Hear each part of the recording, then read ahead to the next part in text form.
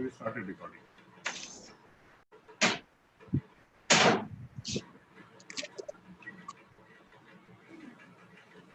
Let's please start. Prashant, are you sure? Yes, sir. Please start, sir. Yes, we should start, Pranav, sir. It's not Start, showing. sir. No, recording has started, sir. Okay, let's.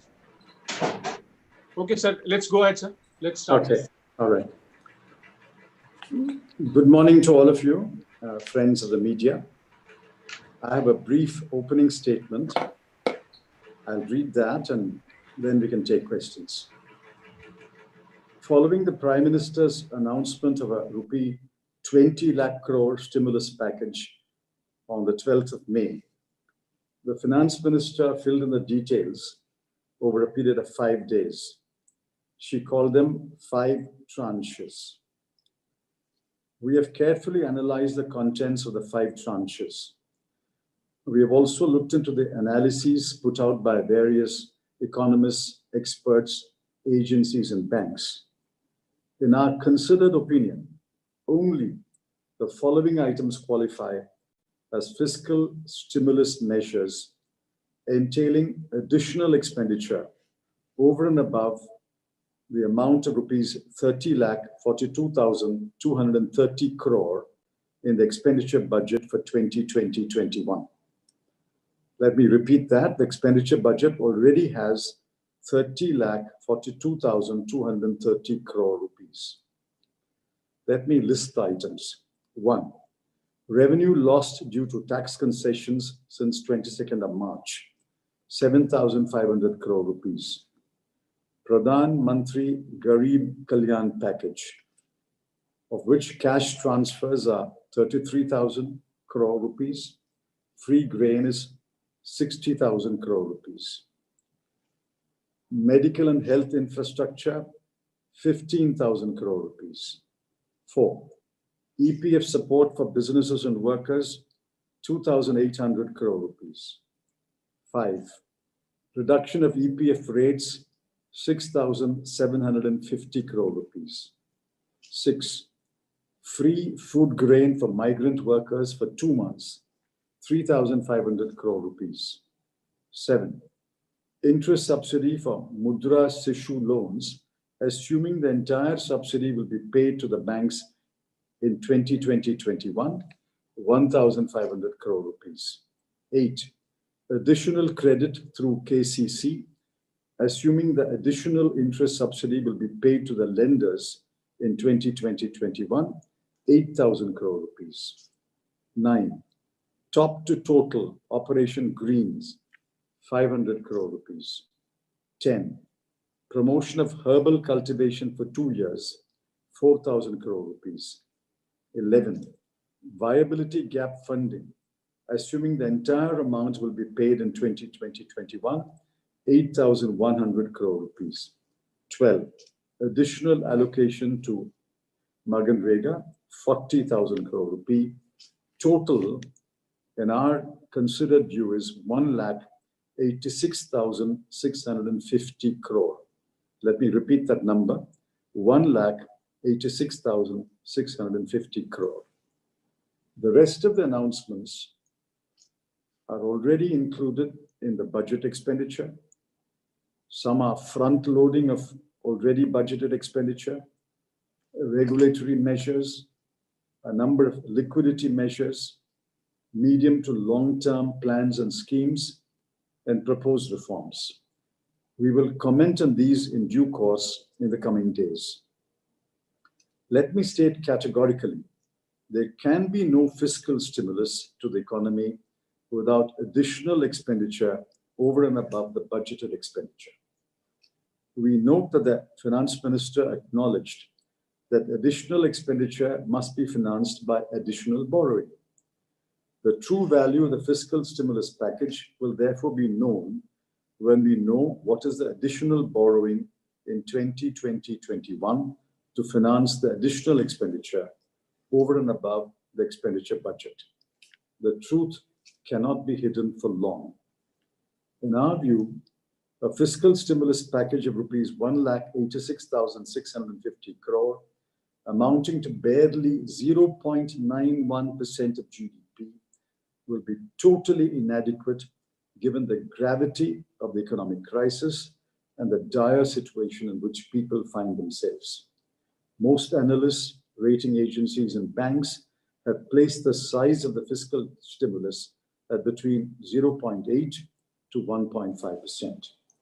We also note with deep regret that the fiscal stimulus package has left several sections high and dry, including 1, the bottom half of the population of 13 crore families, 2, migrant workers, 3, farmers, 4, landless agricultural labor, 5, daily wage non-agricultural labor, 6, workers who have been laid off or retrenched, 7, workers in unorganized or unregistered businesses, units who have lost their jobs, 8, self-employed who have no work, 9, 7 crore shopkeepers, 10, lower middle class families who have run out of cash and are forced to borrow, and 11, 5.8 crore MSMEs. We will address these sections in due course in the coming days. We express our thorough disappointment and request the government to reconsider the stimulus package and announce a revised and comprehensive fiscal stimulus package of not less than 10 lakh crore rupees of real additional expenditure equivalent to 10% GDP. Now, Supriya wants to state that briefly in Hindi, and then we can take questions. Supriya ji, go ahead, please. Thank you, sir. आप सब लोगों को मेरा नमस्कार। और चिदम्बरम जी ने बहुत अच्छे से ये समझा दिया है कि इस जुमला पैकेज की असलियत क्या है। जब 12 मई को प्रधानमंत्री जी ने आकर ये बड़ी बात कही कि 20 लाख करोड़ का पैकेज आएगा और 2020 की ये बड़ी बात थी, हम लोगों को कहीं उम्मीद और आशा थी कि शायद उनको गरीबों का, लाचारों का दर्द और दुख समझ में आ गया है। शायद उनको ये समझ में आ गया है कि भारत की जो अर्थव्यवस्था है वो पूरी तरह से चरमरा चुकी है और वो इसका उपाय ढूंढने जा रहे हैं और उपाय करेंगे।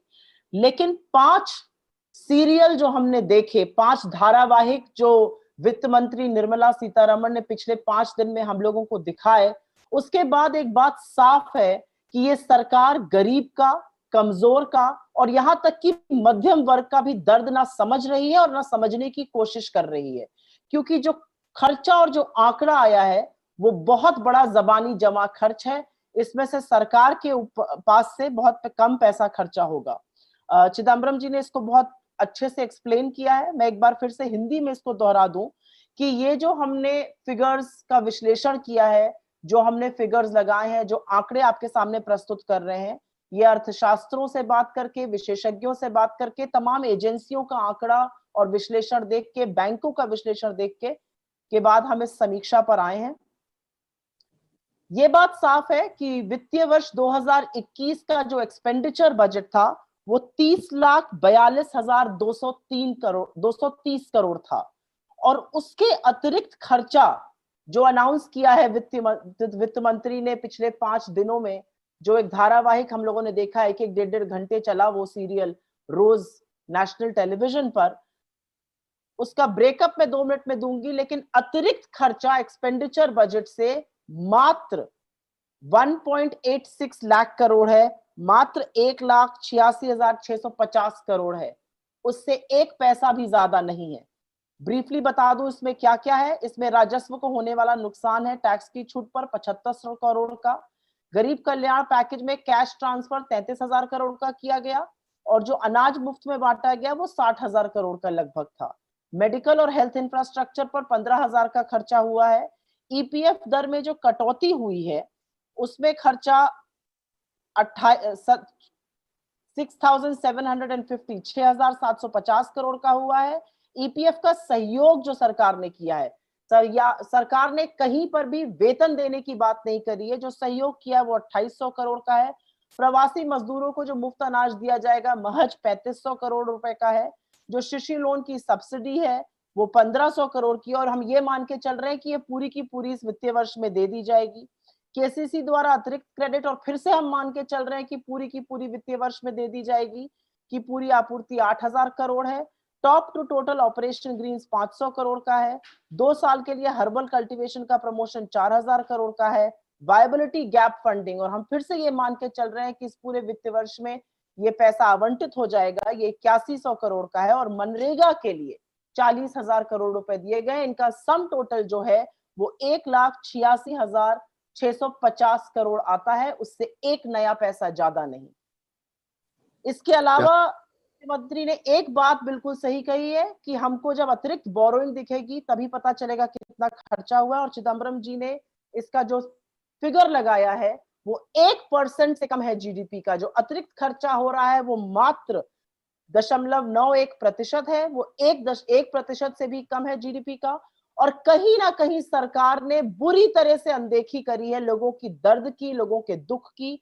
इसमें 13 करोड़ वो परिवार हैं जो सबसे निचले तबके के हैं, वो बाहर हैं। इसमें गरीबों के लिए, इसमें प्रवासी मजदूरों के लिए, किसानों के लिए, भूमिहर कृषि मजदूरों के लिए, दिहाड़ी मजदूर काम करने वालों के लिए, जिन लोगों ने अपनी नौकरी खोई है, 14 करोड़ से अनुमानित ज्यादा है जिनकी नौकरी गई है, जिनकी छटनी हुई है, वो लोग, असंगठित क्षेत्र के जो अनरजिस्टर्ड व्यवसाय हैं वो लोग जिनकी नौकरी चली गई है, स्वरोजगार, 7 करोड़ दुकानदार, और वो मध्यम वर्ग जिसका पैसा समाप्त हो चुका है और वो ऋण लेने को मजबूर है, और करीब करीब 6 करोड़ एमएसएमईज भी इसमें दरकिनार करे गए हैं। तो कहीं पर सरकार ने उनके दर्द, उनकी वेदना की ऐसी अनदेखी करी और उससे मुंह फेर लिया है।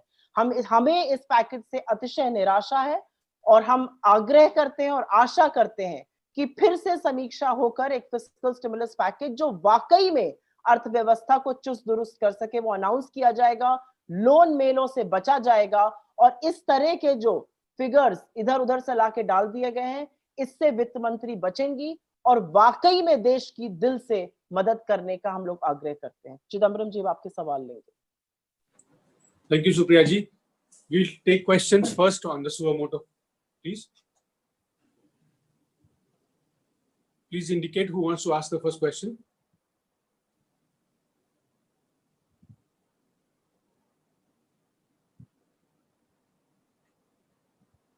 Sunil Prabhu, please go ahead from NTV.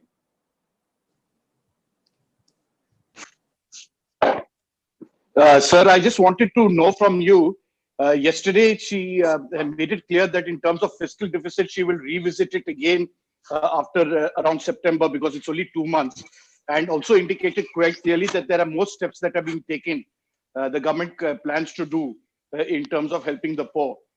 So do you think they have left it open-ended, and where would you in the Congress party want the fiscal deficit to be? I mean, at rough estimates, it's around 5.5. Will it, or you should just let it go as you said earlier?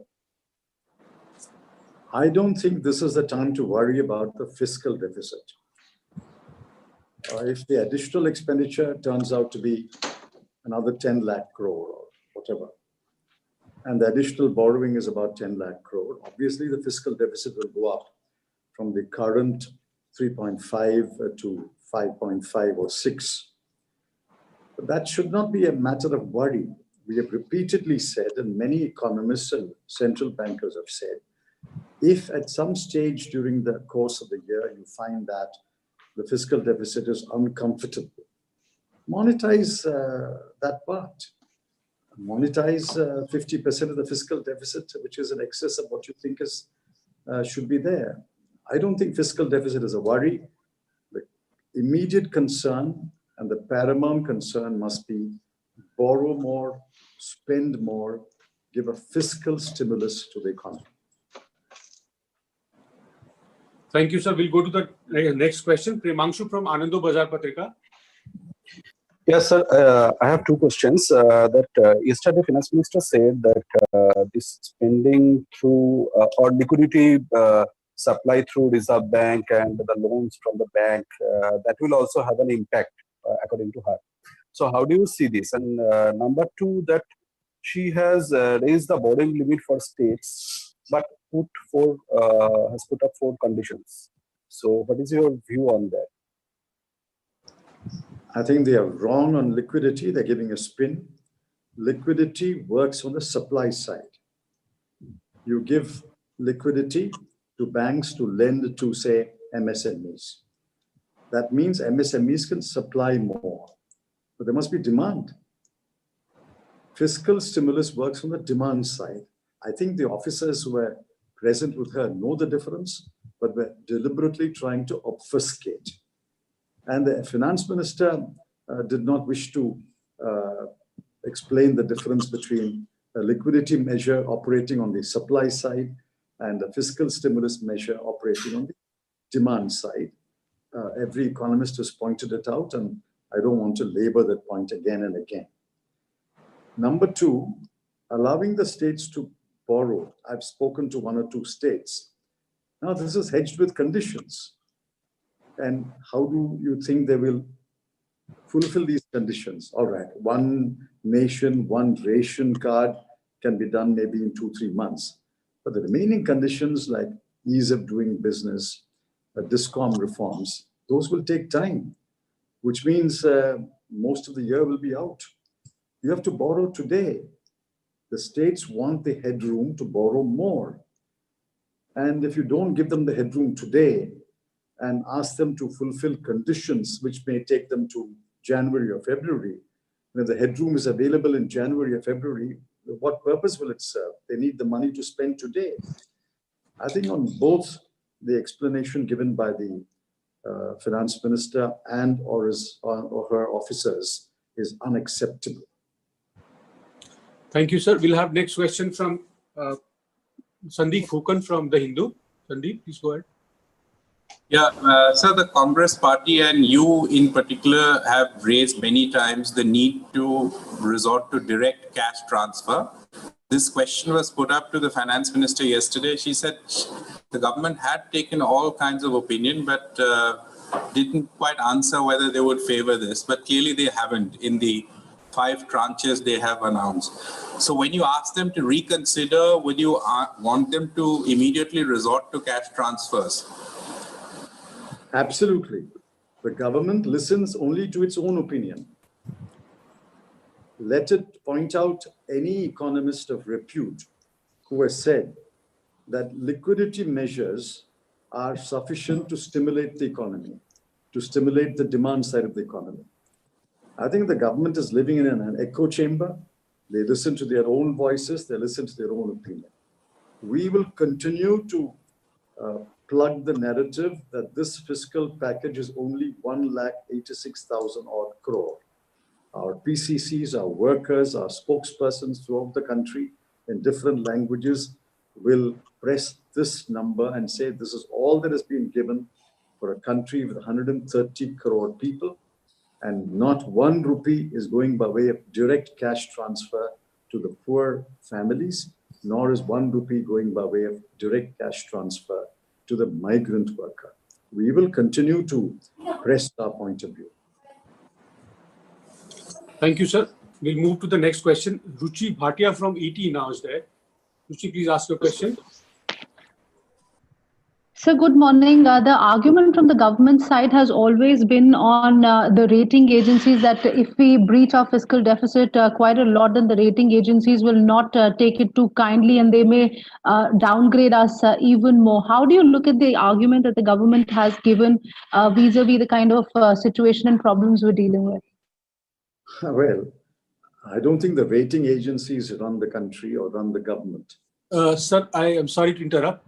Your camera has gone out of focus, sir. You'll have to readjust. Yes. Okay. Sorry. I don't think the rating agencies run the government or run the country. Rating is relative. When every country of the world is in distress and every country is facing a recession, practically every country in Europe is facing a recession. So if the rating agency downgrades us, they will have to downgrade every European country also. Therefore, I think this is a unnecessary fear. We'll have to face that situation.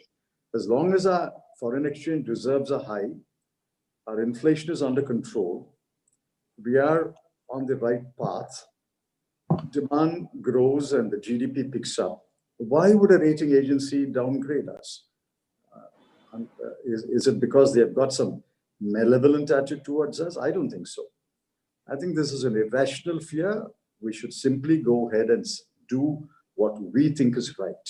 And tell the rating agencies, listen, this is what our people need. This is what we do. We'll take question from Bilal.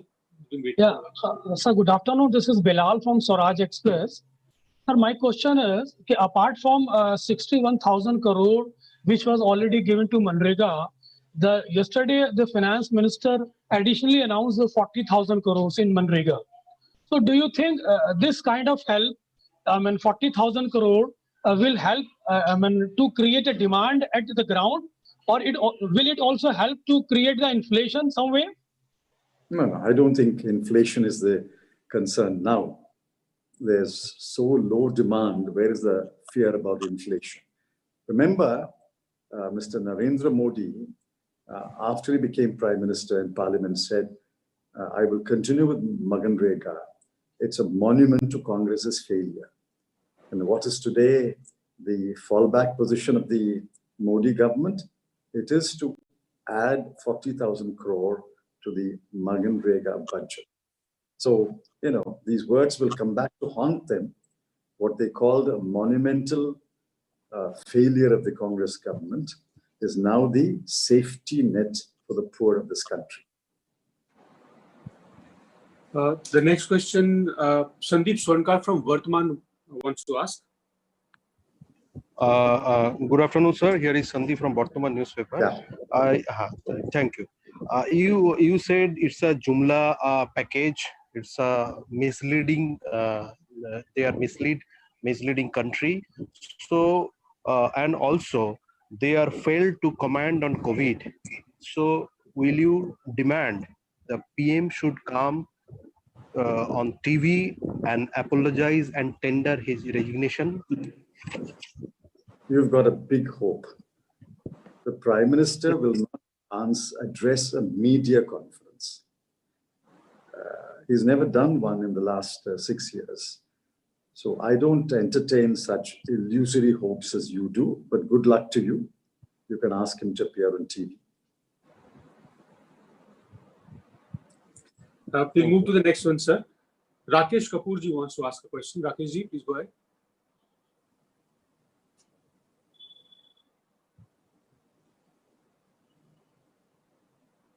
Rakesh ji, can you hear us? We'll move to the next one. Mayank wants to ask. Mayank, please go ahead. Hello, sir. This is Mayank from Media Vigil. My question is, see, in the so-called economic package, there's been a 90% relief for the to the supply segment and 10% to the demand segment. So now, if we talk of the 100 crore limit of this of investment into the MSME sector, which has been done now, do you think that won't it allow the big fishes to enter the pond and eat up the small fishes, as they won't be able to compete now? The MSME sector, the way it will change, and considering this and other, other provisions, do you think is it a Corona relief package, or a friendship or a friend relief package? As talking of FDI in defense, land usage, and when PM says land, how can we relate it to Corona in any ways, especially land mentioned by the PM? See, this is a package of all kinds of things, and it seems as though Santa Claus is carrying a big bag and pulling out one item after another.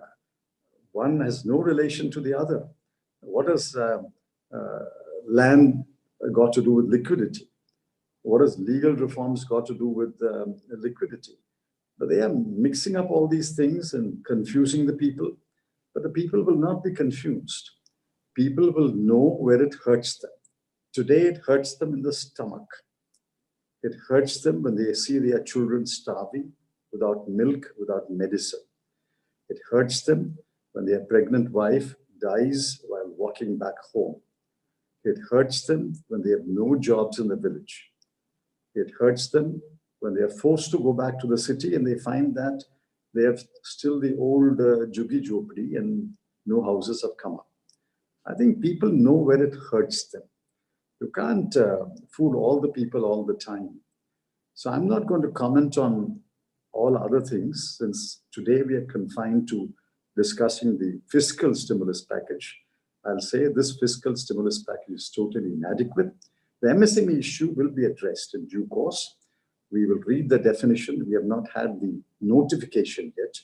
It's only when the notification comes and we analyze the notification, we will know where it has liberalized, where it may hurt the existing MSME.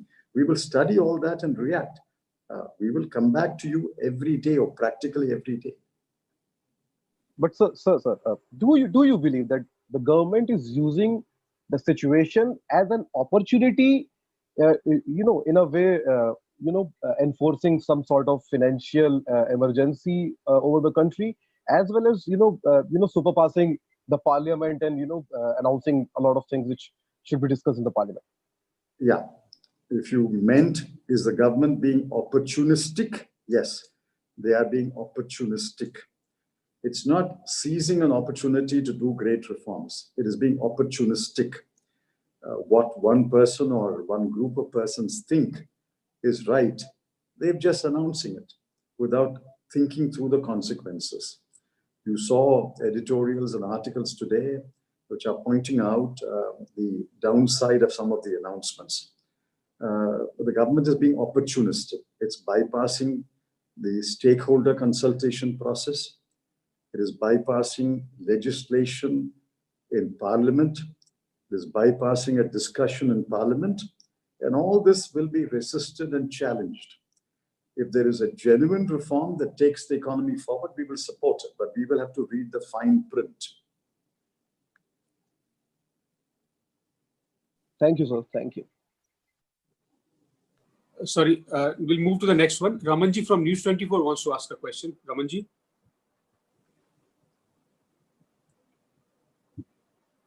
आवाज नहीं आ रही आपकी.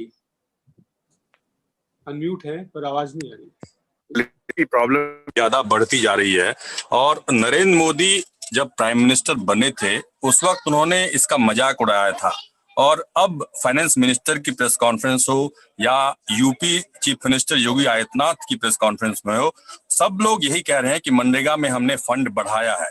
क्या migrant labour जो एक प्रदेश से दूसरे प्रदेश जा रहे हैं उनके लिए मनरेगा के जरिए उनका पुनर्निवास हो सकता है, पुनर्स्थापन हो सकता है? As I understand the question, correct me, Pranab. Ji, sir. The thing is Maganrega, the only suckered migrant workers. Is that correct, sir? Correct, sir. At the moment, Maganrega is the only carrot they have dangled before the migrant worker. But please remember what I've been saying. The new Maganrega work that is being created in the villages will be both for the migrant labor who has returned to the village, as well as the people who have stayed back in the village. For every returning migrant worker, there are perhaps 100 people who are already in the village. Therefore, if X number of days of work are created in that village, it has to be shared by the returning migrant worker as well as these workers who have stayed back.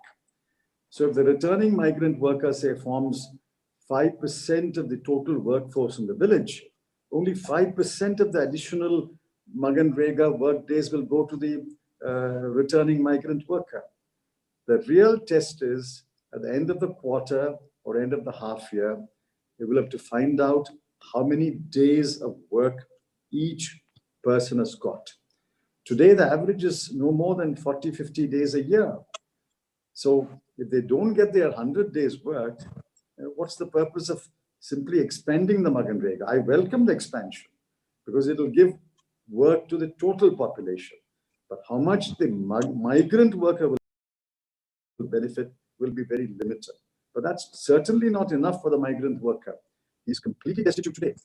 It's not enough to give him, say, 7 days of work a month, which is 84 days a year, or 8 days of work a month, which is 96 days a year. What will 8 days of work help a migrant worker who is completely impoverished, without cash, without saving, and without hope? Sir, if you will allow, I think Supriya also wants to hand it. Please. Speak Hindi, add in Hindi. Supriya ji. Thank you. आपने जो मनरेगा पे सवाल किया और चिदम्बरम जी ने उसका बिल्कुल सही जवाब दिया है कि मनरेगा ही वो अब संजीवनी लग रही है जो ग्रामीण क्षेत्रों में, और बहुत ही अशोभनीय भाषा में प्रधानमंत्री मोदी जी ने पार्लियामेंट की फ्लोर पर इसका मजाक उड़ाया था और कहा था कि मैं इसको इसलिए जीवित रखूंगा जिससे आपकी विफलताएं बता सकूं। लेकिन आज तो सच ये है कि यही एक ऐसी स्कीम है, और जो खाद्य सुरक्षा कानून, 2 ऐसे बड़े कानून जो यूपीए की सरकार लाई थी, जो आज संजीवनी साबित हो रहे हैं हमारे ग्रामीण इलाकों में, और इसी के चलते लोगों को कुछ मदद मिल रही है। आपका जो एग्जैक्ट सवाल था कि क्या ये माइग्रेंट वर्कर्स के लिए, प्रवासी श्रमिकों के लिए पर्याप्त रहेगा, इसका जवाब है कि ये मदद जरूर करेगा, संजीवनी का काम करेगा, लेकिन पर्याप्त नहीं रह सकता है, क्योंकि जो प्रवासी श्रमिक वापस अपने गांव आ रहे हैं और वहां पर जो मनरेगा काम दिया जाएगा, उसमें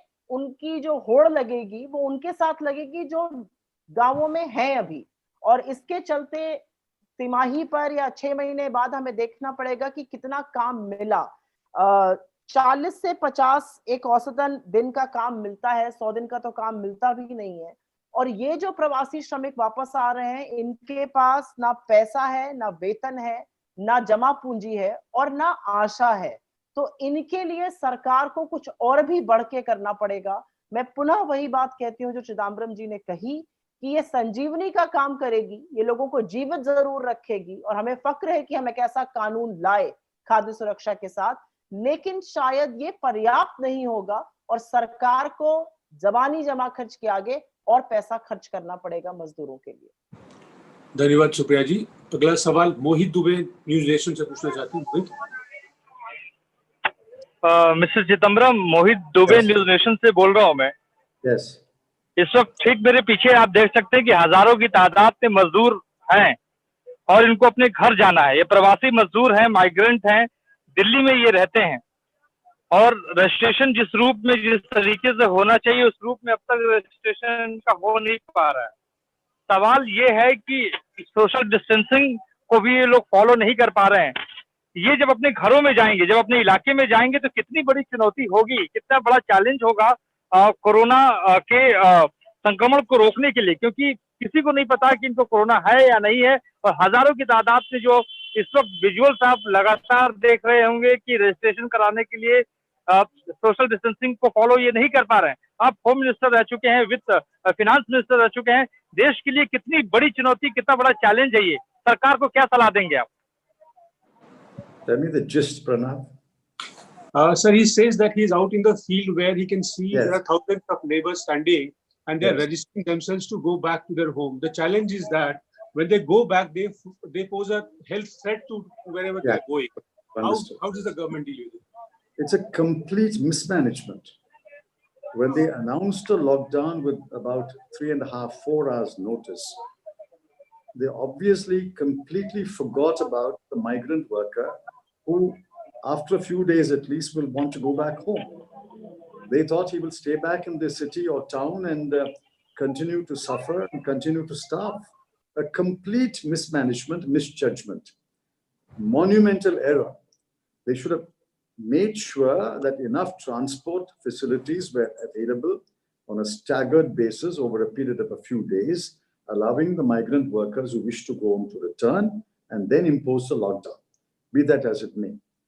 When the migrant worker wanted to go back home, look at how the Karnataka government behaves. It cancels the trains. Migrant worker is not slave labor, is not bonded labor. When there was a huge protest, then they allowed the trains to run again. Complete mismanagement. The railway minister is still with the truth when he says not enough trains are being ordered. Chief minister after chief minister has said, we have ordered so many trains, you have only supplied so many trains. It's a complete mismanagement of the situation.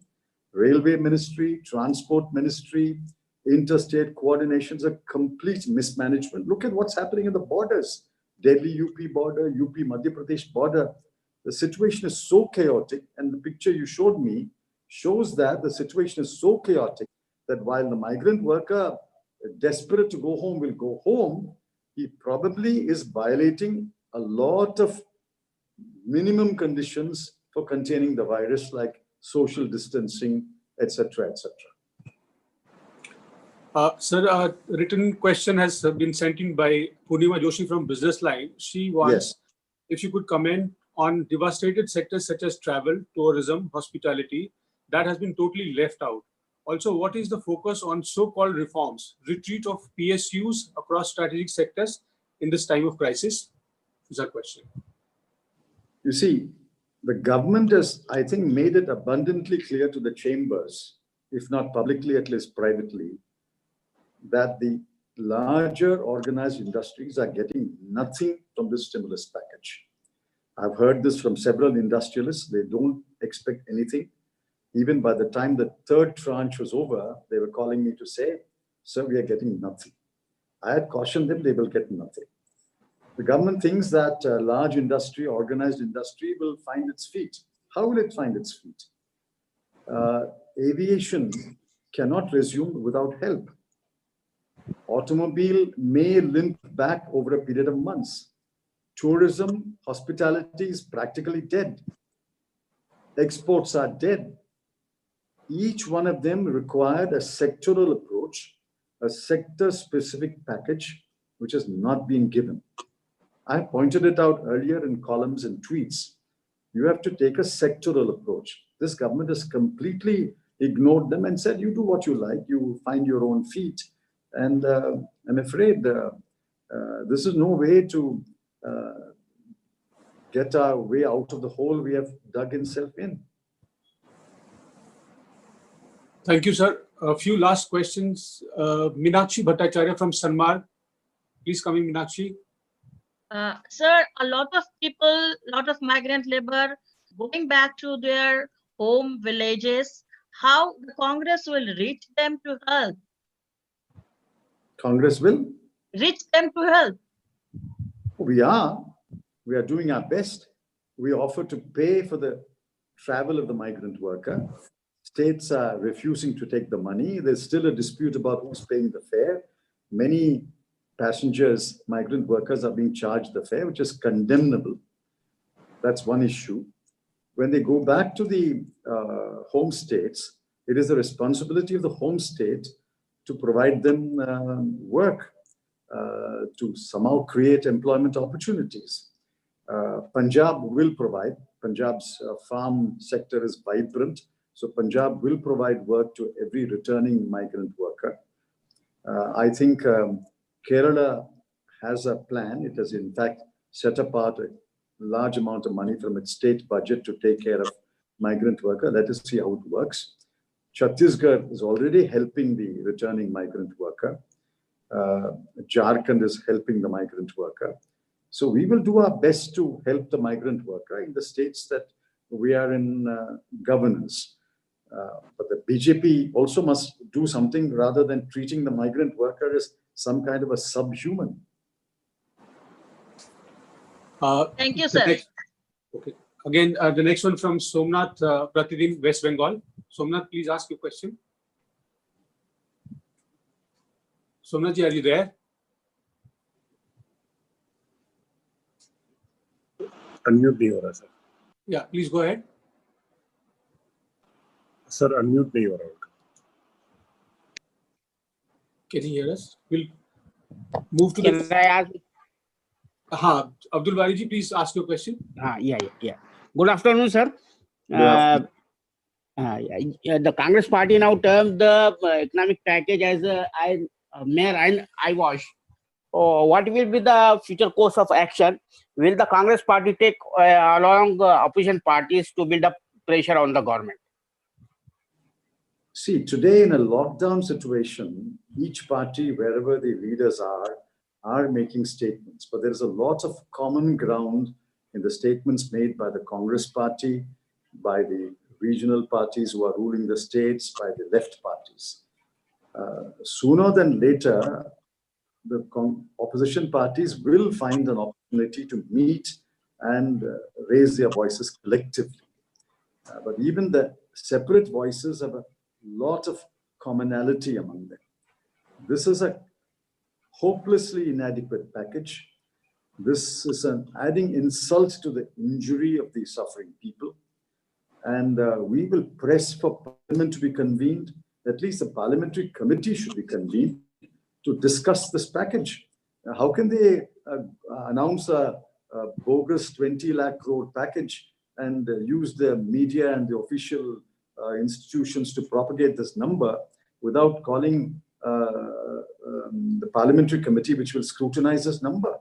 Let the finance ministry's standing committee be called. Let the industry commerce ministry's standing committee be called. Let the labor ministry's standing committee be called. And we will scrutinize, we will ask them questions. I mean, I wish that political parties are invited to an FM officer's press conference. Some of you are asking questions, but I think you should ask harder questions. Point out each item and say, what is this item? So, for example, they say we will use Pradhan Mantri Awas Yojana to build low-cost housing for migrant workers. Do they have a Aladdin's lamp that you rub the lamp and the low-cost housing requires land, agency, bidding, mobilization of material, and building according to plans. It will take 3 years, 4 years to put up low-cost housing. And the finance minister casually announces PMY will be used to build low-cost housing, and that is part of the stimulus package. I mean, I can pick each item and debate, but where is the debate? There is no debate in the media. There is no debate in an all-party meeting. There is no debate in a parliamentary standing committee. There is no debate in parliament. Who do we debate? So there are some debates that are taking place, Mr. Chidambaram, in the media. But having said that, we want to know from the Congress party what you are doing in terms of parliamentary oversight. What steps are you taking to speak to the speaker and to the vice president to ensure that parliamentary committees, Mr. Anand Sharma had written a letter to the vice president. They had said that they will convene a committee. But till today, we have no legislative oversight. The Chief Justice of India says all three, the executive, the legislature, and the judiciary should work together. But we are seeing the legislature, in particular the opposition, for wanting in terms of action. What more can we do? How many committees are chaired by the Congress member? I think Anand Sharma chairs one, Shashi Tharoor chairs one, and maybe there's one other committee. Both have written to the presiding officer concerned, spoken to the presiding officer and says, we must convene this committee, at least a virtual meeting of the committee. But some silly rule is being cited by the Secretariat to say that confidentiality and secrecy will be compromised if a virtual meeting takes place. What is this confidentiality? You've announced the package. We're going to debate that package. What is the confidentiality and the secrecy there? I think the government is deliberately ignoring, sidelining parliamentary institutions. What do you want us to do? Do you want the Congress members who are scattered all over the country, the members who we have in the committee, to go on a dharna or virtual dharna? I mean, what do you want us to do? I mean, we are raising our voice and saying, call the committee, call at least a virtual meeting of the committee, but there's no response. Thank you, sir. We'll try to bring in Somnath once more from Pradyumna. And Somnath. Rakesh at the earlier round. Rakesh is also Yeah. Somnath ji, can you hear? Hello. Hello. Yes, I can hear you. Sir नमस्ते sir. क्या आपको लगता है कि अगर migrant workers जो है उनके पास अगर पोस्टल बैलेट का अधिकार होता तो भी वो उन लोगों के साथ ऐसा बर्ताव होता? अगर पोस्टल बैलेट से वो लोग अपना मतदान कर सकते तो फिर क्या ऐसा बुरा दिन उनको देखना नहीं पड़ता? What's the question? Whether migrant workers will be given postal ballot? Yes, if they had the right to cast their vote by a postal ballot, do you think the government would have treated them the same way? But I don't know. Did they have a postal ballot? I doubt it. I don't think they had a postal ballot. Yes, sir. No, That's sir, what that's not. No, sir. They My had question. postal ballot. Would they have been treated so shoddily if they could? Oh. Would they have been treated like this? I don't think so. I don't think this government is concerned about the poorest of the poor in this country. This is an elitist government.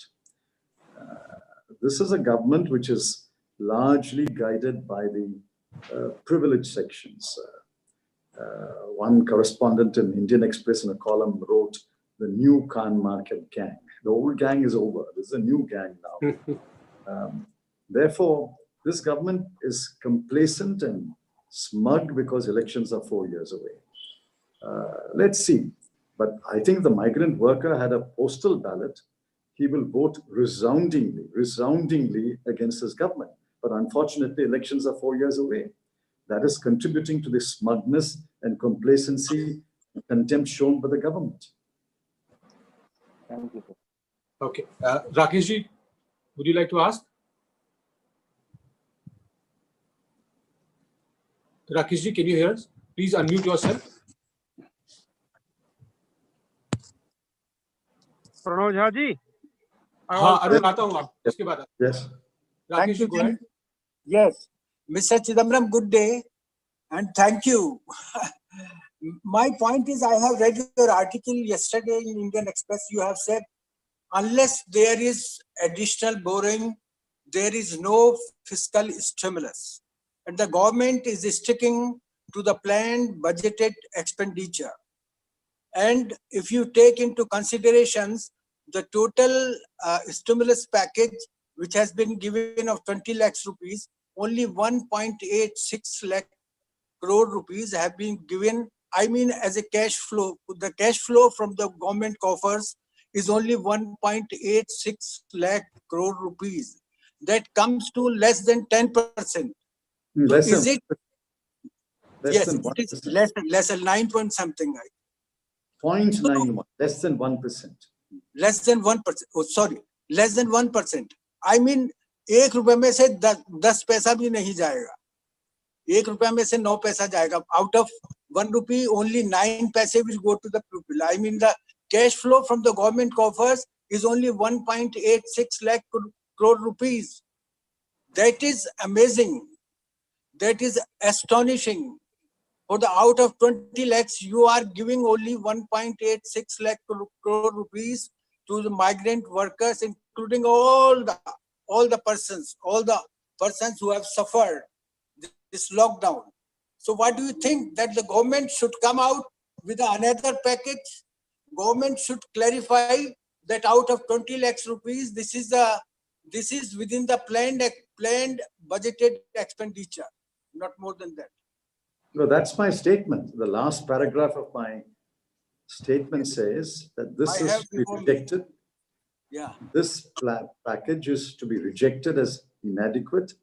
Government must come up with a revised and comprehensive stimulus package where the real additional expenditure, I underline those 3 words, real additional expenditure is not less than 10 lakh crore rupees.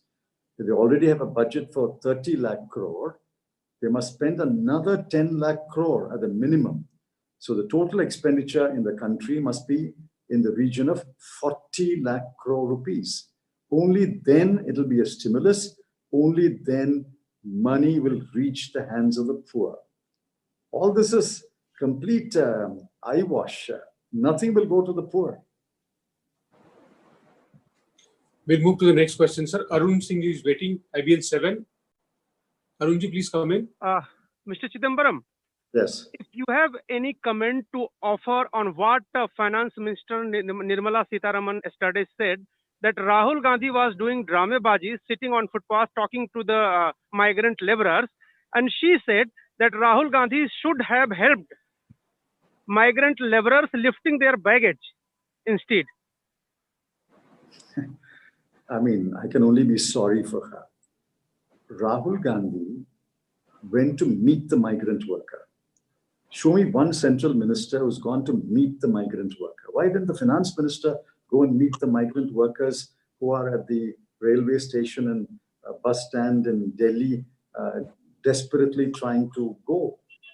And even if Mr. Rahul Gandhi wants to help, what help can he give? He can only offer to arrange buses, which he did.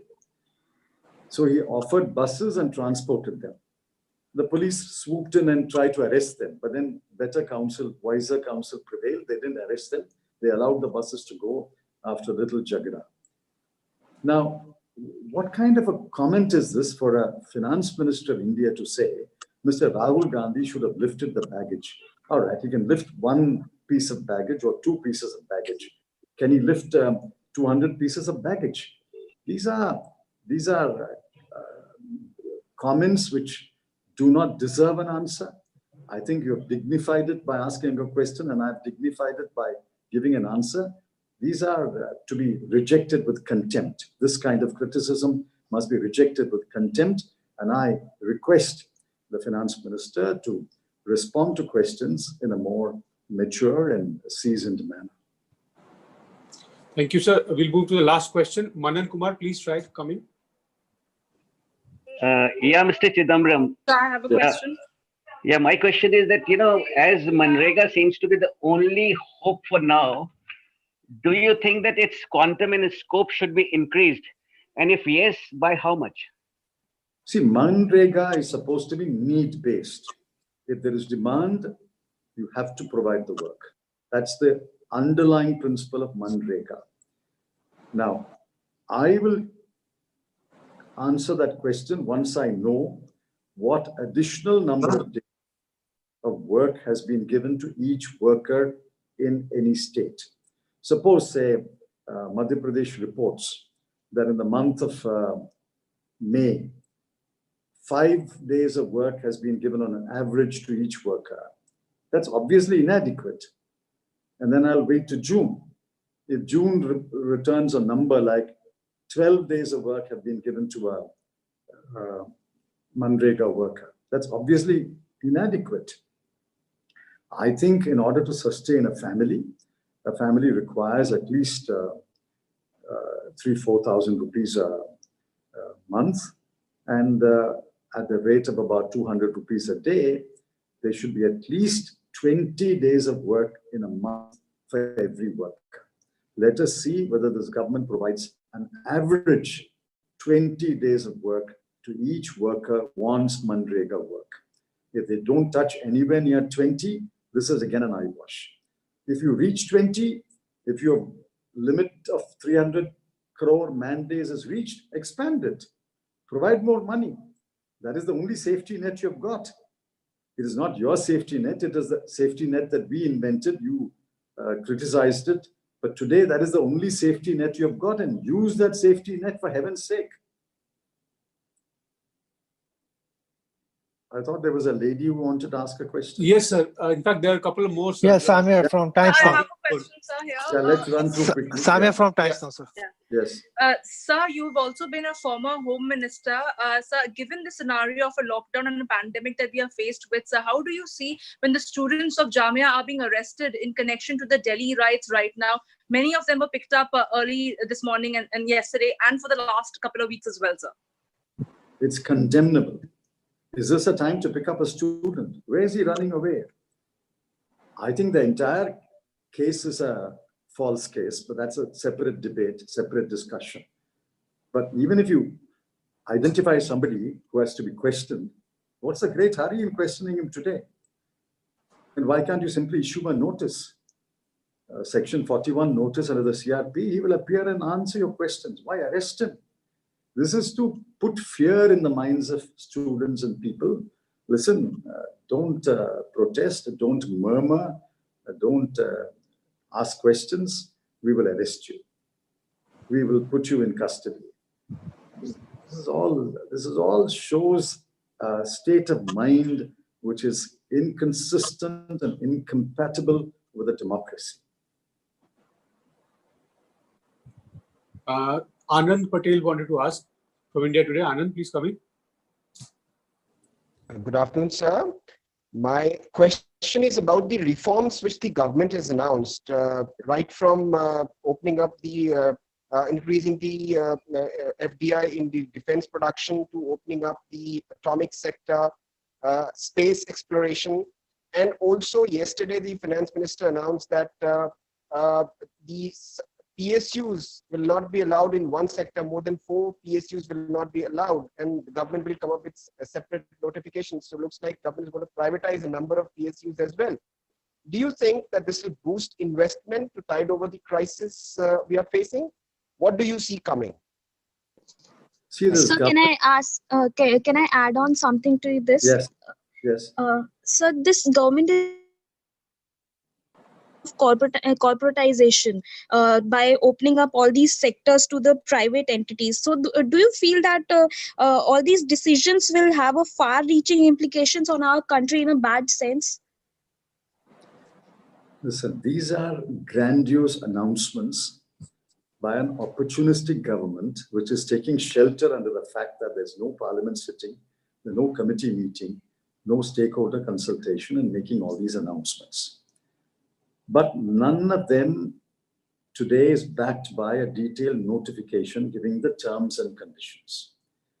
See, privatization of a PSC is not a simple thing that can be done overnight. Let's see what their guidelines will be. And are they doing a grand clearance sale like my colleague, Mr. Anand Sharma asked yesterday? This is not the time to do a grand clearance sale of PSCs to your favorite friends in the private sector. I don't think any of this has any impact immediately. They may have downsides and very dangerous implications once the details come down. But let me say very clearly, we will address a separate press conference on the so-called PSU reforms, on the FDI in defense production, on many other things that the finance minister put in this 20 lakh crore package. We will address separate press conferences in the days coming, taking them apart and asking hard questions. I think you should also prepare your hard questions and we will answer them. Today, I wanted to focus on the stimulus package, but I have not forgotten the so-called reform package that they have announced, which has nothing to do with the stimulus package. We will take each item, we will examine each item, and we will come up with a considered response. And you should also come with considered questions on those subjects. Supriya from TV9 has been waiting for a long time. Supriya, please come in first. She is not there, in fact. Okay. Sir, I have a question. Nicholas has sent from Outlook. He asks, yes, the economic package has sought to pass off clearing dues on individual taxpayers and MSMEs as a stimulus. However, there is no indication of dues of states being cleared immediately, despite the states being forced to spend massively on relief measures. By derailing finances of the states, is the center creating a situation for a financial emergency? No. This is about dues of MSMEs, is it? No, sir. Dues of states. He wants dues of states. All right. Yes, sir. See, Finance Minister admitted yesterday that she has not paid the dues after December 2019 in the GST share. So that's a legitimate right of the states. All that they have given is the SDRF, which anyway belongs to the states, and a share of the tax revenues for the month of April 2020, which is again a constitutional right of the state. But obviously, this kind of financial transfer is inadequate. What the states are asking is, over and above our entitlement, give us grants and aid, give us a right to borrow. These are the two demands of chief ministers. The constitutional statutory right to a share is already there, and it should already be there in the 30 lakh crore expenditure budget. So nobody is doing any state a favor by transferring that today. They are asking for two things, and let me repeat it. One, they say larger, generous grants and aid, to which the answer is no answer. The second is allow us to borrow more. They have tried to give an increased limit from 3% to 5%, but hedged with so many conditions that the 1 or 2 states that I've spoken to say, we will not be able to fulfill these conditions in the remaining 7-8 months to allow us to borrow. So the right thing to do for the government is what a Congress government would have done, is a Congress government would have borrowed and on lend to the states so that their interest rates are reasonable. The Congress government would have borrowed and given generous grants and aid to the state. That is the only way to help the states. Every chief minister has made these 2 demands, and there is an answer to that, and I'm giving the answer. The answer is for the central government to borrow and on lend to the state, central government to borrow and from its own other resources give larger, more generous grants and aid to the states. Thank you, sir. We have come to the end of the press conference. I've run out of questions now. Thank you, gentlemen and ladies. Let me remind you again that there are many parts of the finance minister's 5 tranches, which have nothing to do with the financial stimulus package. These raise serious questions, and the Congress party will, in the coming days, take up each issue and address them with all the seriousness that each issue deserves. Thank you and have a good day and be safe. Thank you, sir. Thank you all. Thank you, sir. Thank you, Thank you, Supriya ji. sir. Thank you, sir. Thank you, sir.